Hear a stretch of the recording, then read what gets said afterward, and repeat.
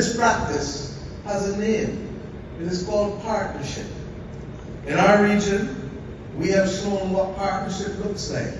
And today we introduce a bill that we will debate next week that will allow us to properly frame the movement of our people, the full freedom of our movement of our people between the St. Vincent and Grenadines, Belize, Dominica, and Barbados.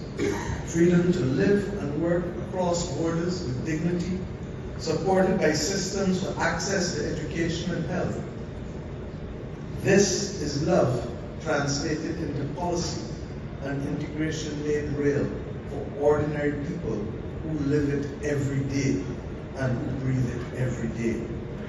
Beyond our shores, the world is again testing whether partnership can work in these steady turbulent times.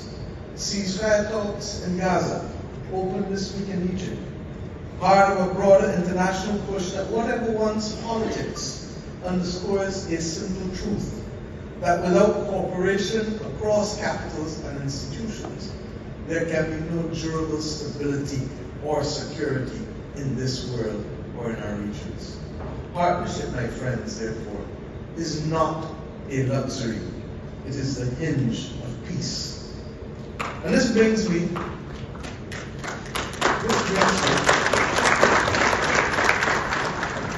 the heart of our theme.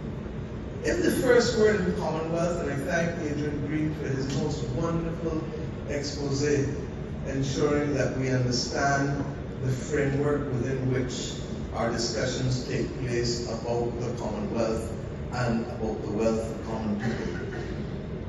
This brings me to ask us to focus on that first word in Commonwealth, common. We must do more than celebrate a shared past. We have to ensure that our futures have something in common. And that is why the Bridgetown Initiative exists. Because there cannot be, in the words of Haile Selassie, first-class citizens and second-class citizens. There cannot be first-class countries and second-class countries. And that simply our demand for a fair and level playing field that allows each country to pursue its development agenda in the interest of its people must be paramount. And finance, my friends, as we all know, is the oxygen by which we do this. But in addition, there are things that make common cause for us.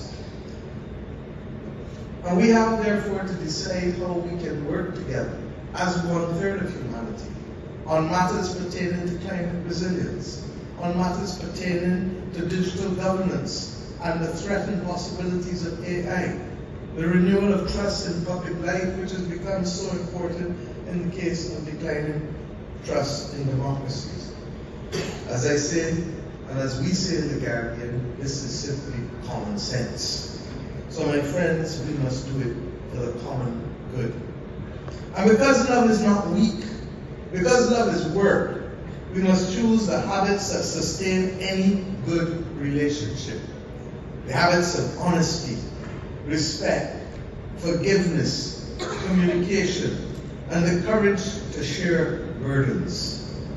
My people know well about burden sharing because our government made a promise to our people that just as we will share the burden, we will share the bounty because we have common purpose and a common future.